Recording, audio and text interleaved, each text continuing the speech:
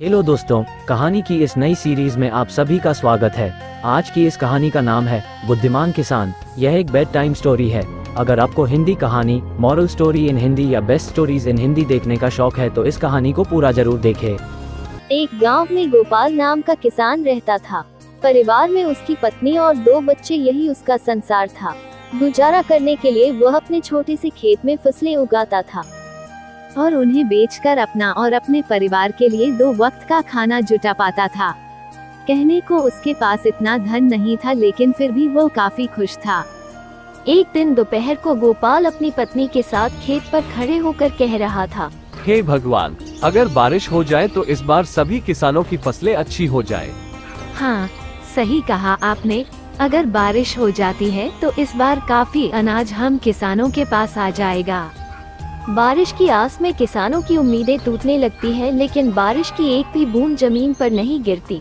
परिणाम ये होता है कि सभी किसानों की फसलें बर्बाद हो जाती हैं और सूखने लगती हैं।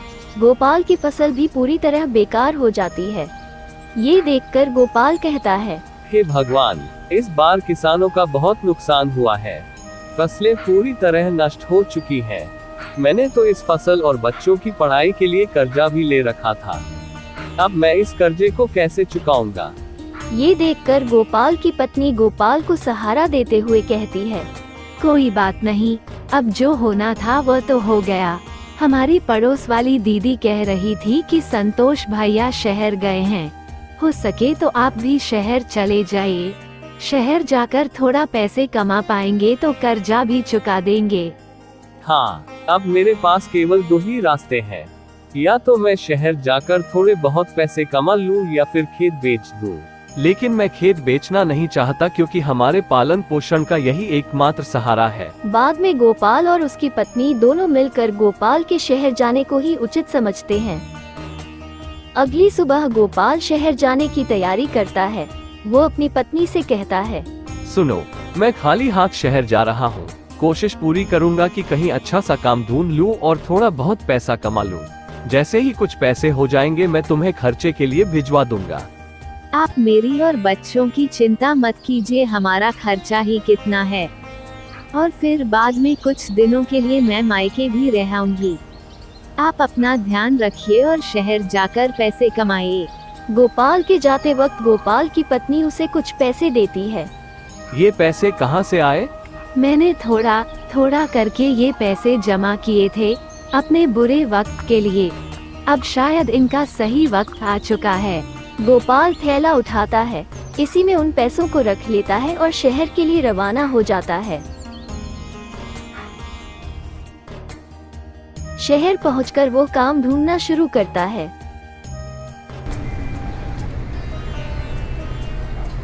लेकिन पूरा दोपहर काम की तलाश करते करते वो थक जाता है, लेकिन काम नहीं मिलता है।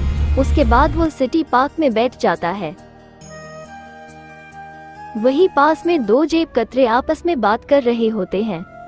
सुन बे चंगुल, 3 दिनों से कोई भी मुर्गा हाथ नहीं लगा है। लगता है इसके पास काफी माल है। इस बार खाली हाथ लौट कर नहीं आना है। सही कहा मालिक, आपकी निगाहें तो बहुत तेज है। चल अब तारीफ करना बंद कर और काम पर लग जा। मैं इसे बातों में उलझा लूंगा और तू इसका थैला लेकर 1-9-11 हो जाना। उनमें से एक जेब कतरा गोपाल के पास जाकर उससे बात करने लगता है। अरे श्याम बाबू, कैसे हो? बड़े दिनों बाद दिखाई दिए हो। अरे भाई, आप कौन? मैं तो आपको जानता भी नहीं हूँ, और मेरा नाम श्याम बाबू नहीं, मेरा नाम तो गोपाल है। अरे हाँ, तभी मैं कहूँ कि मैं तुम्हारा नाम भूल रहा हूँ। अच्छा, और बताओ क्या हाल है? अरे क्या बताऊँ भैया, गांव से शहर आया हूँ काम की तलाश में, लेकिन काम मिल नहीं रहा। अगर आप मुझे जानते हो तो मेरे लिए कोई काम ही बता दो। इन दोनों की बातचीत हो ही रही थी, तभी चंगुल गोपाल का थैला लेकर 9-2-11 हो जाता है। अरे भाई, लगता है पहचानने में गलती हो गई। चलो मैं चलता हूँ। अजीब लोग हैं शहर के। पहले खुद ही जान पहचान का दिखावा करते हैं और बाद में खुद ही अनदेखा करने लगते हैं। इतने में गोपाल की नजर अपने थैले की ओर पड़ती है, लेकिन वहाँ पर थैला न देखकर वो काफी निराश हो जाता है और कहने लगता है, शहर के लोग तो बड़ा ही निर्दय है, गरीब के थैले को भी नहीं छोड़ते। वो भगवान से प्रार्थना करता है कि वही उसकी मदद करें। इतने में गोपाल के पीछे से एक दर्द भरी आवाज आती है। बचाओ बचाओ। गोपाल उस आवाज को सुनते हुए पीछे मुड़ता है और वहां जाकर देखता है कि एक घायल व्यक्ति जमीन पर नीचे पड़ा हुआ है। उसके आसपास से लोग गुजर रहे हैं लेकिन कोई भी उसे सहारा नहीं दे रहा है। गोपाल तुरंत जाकर उस व्यक्ति की घायल स्थिति को देखकर तुरंत हॉस्पिटल ले जाने का इंतजाम करता है। हॉस्पिटल ले जाकर वह डॉक्टर से बात करता है। डॉक्टर साहब, इन्हें देख लीजिए, ये बहुत घायल है और दर्द के मारे कराह रहे हैं। तुरंत इलाज शुरू करना होगा। इसके लिए तुम्हें कुछ पैसे काउंटर पर जमा करने होंगे।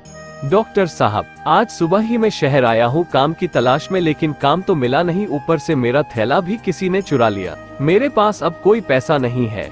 मैं खुद भूखा काम की तलाश में इधर उधर घूम रहा था, लेकिन तभी मुझे ये जमीन पर घायल पड़े दिखाई दिए और मैं इन्हें हॉस्पिटल लेकर आ गया। डॉक्टर उस व्यक्ति का तुरंत इलाज शुरू कर देते हैं और कुछ समय बाद बाहर निकलते हैं। तभी गोपाल अपनी जेब से एक पर्स निकालता है जो उसे घायल व्यक्ति को हॉस्पिटल लाते हुए उसकी जेब से गिरते हुए मिल गया था। डॉक्टर उस पर्स को चेक करता है तो उसमें बहुत सारे आईडी कार्ड और क्रेडिट कार्ड होते हैं। जब डॉक्टर उनकी आईडी कार्ड को चेक करता है तो उसे पता चलता है कि यह तो शहर के सबसे अमीर आदमी है। अच्छा हुआ जो तुम इन्हें हॉस्पिटल लेकर आ गए।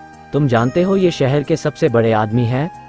मुझे नहीं पता, मैंने तो अपना फर्ज निभाया है। कल सुबह इन्हें होश आ जाएगा। तुम कल सुबह आकर इनसे मिल सकते हो। और ये सुनकर गोपाल वहाँ से चला जाता है। गोपाल रात भर हॉस्पिटल की बाहर में ही सोता है और सुबह होते ही वो हॉस्पिटल वापस आ जाता है। गोपाल डॉक्टर से पूछता है, डॉक्टर साहब, अब इनकी तबीयत कैसी है? अब बिल्कुल ठीक है, तुम इनसे मिल सकते हो। डॉक्टर उस व्यक्ति से गोपाल का परिचय कराते हुए कहता है, ये गोपाल जी हैं, इन्होंने ही आपकी जान बचाई है। घायल स्थिति में यही आपको हॉस्पिटल लेकर आए थे। धन्यवाद मेरी जान बचाने के लिए। तुम हो कौन और क्या करते हो? मैं गांव से शहर आया हूँ, एक अच्छे से काम की तलाश में, लेकिन अभी तक मुझे कोई भी काम नहीं मिला है। मेरे ऊपर कर्जा है। मैं उस कर्ज से मुक्त होने के लिए शहर पैसे कमाने के लिए आया हूँ। मुझे ये जानकर बहुत अच्छा लगा कि इस समय में भी तुम जैसा अच्छा और ईमानदार इंसान है। एक काम करना, कल मेरी छुट्टी है तो तुम कल सुबह ठीक इसी समय आना। मेरे पास तुम्हारे लिए काफी अच्छा काम है। गोपाल शुक्रिया अदा करते हुए वहाँ से चला जाता है और अगले दिन ठीक उसी समय हॉस्पिटल पहुँचता है। हॉस्पिटल से वे दोनों गिरधर जी के घर के लिए रवाना हो जाते हैं और फिर दोनों गिरधर जी के घर पहुँच जाते हैं। घर में प्रवेश करते वक्त गोपाल उनके एक बड़े से महल और बड़ी बड़ी गाड़ियां देखकर हैरान रह जाता है और सोचता है कि यह व्यक्ति कितने अमीर होंगे। गोपाल, शहर के बाहर मेरी एक बड़ी फैक्ट्री है जिसमें खेती से जुड़े उत्पाद बनाए जाते हैं। खाने पीने का कोई झंझट नहीं है। वहाँ पर तुम्हें खाने पीने को सब मिलेगा, रहने को घर मिलेगा। अगर तुम सहमत हो तो तुम इस काम को कर सकते हो। ये तो मेरे लिए बहुत ही अच्छी बात है। वैसे भी मैं एक किसान हूँ, खेती बाड़ी के बारे में मुझे बहुत अच्छे से पता है। मैं इस काम को अच्छे से कर पाऊंगा। तुम चाहो तो अपने परिवार को भी यहाँ लाकर रह सकते हो। गिरधर जी गोपाल को कुछ पैसे देते हैं जिससे वो अपने कर्ज को चुका पाए। फिर गोपाल गांव जाता है और अपनी कर्जे को पूरी तरह चुका देता है और अपने परिवार के साथ शहर वापस लौट आता है। वीडियो अच्छी लगी हो तो वीडियो को लाइक, शेयर, कमेंट और सब्सक्राइब कर देना। फिर बेल आइकॉन दबाना मत भूलना। धन्यवाद।